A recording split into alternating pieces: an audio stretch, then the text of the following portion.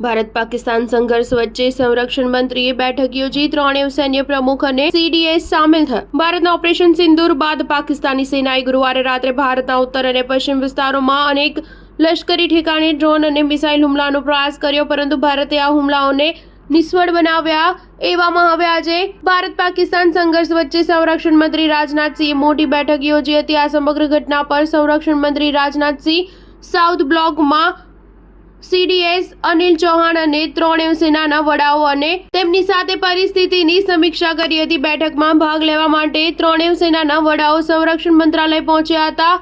આ બેઠકમાં પાકિસ્તાન સાથેના તણાવને કારણે ઊભી થયેલી પરિસ્થિતિ પર ચર્ચા કરવામાં આવી હતી। પહલગામ આતંકવાદી હુમલા બાદ ભારત અને પાકિસ્તાન વચ્ચે ઘર્ષણ વધ્યું છે, ત્યારે પાકિસ્તાને ગુરુવારે જમ્મુ, પઠાણકોટ અને ઉધમપુરમાં સેના સ્ટેશનો પર મિસાઇલ ડ્રોન વડે હુમલો કરવાનો નિષ્ફળ પ્રયાસ કર્યો હતો, જેમાં ભારતીય એર ડિફેન્સ સિસ્ટમ દ્વારા તમામ પાકિસ્તાની મિસાઇલ અને ડ્રોનને આકાશ પર જ તોડી પાડવામાં આવ્યા હતા। જો કે આ હુમલામાં કોઈ પણ પ્રકારે ભારતને નુકસાન ન થયું હોવાનું સંરક્ષણ મંત્રાલયે જણાવ્યું હતું। ભારત પોતાની સાર્વભૌમત્વની રક્ષા કરવા અને લોકોની સુરક્ષા સુનિશ્ચિત કરવા માટે સંપૂર્ણપણે તૈયાર છે તેવું જણાવવામાં આવ્યું હતું। સ્ટાર ન્યૂઝ 7 હંમેશા સચ્ચાઈની સાથે।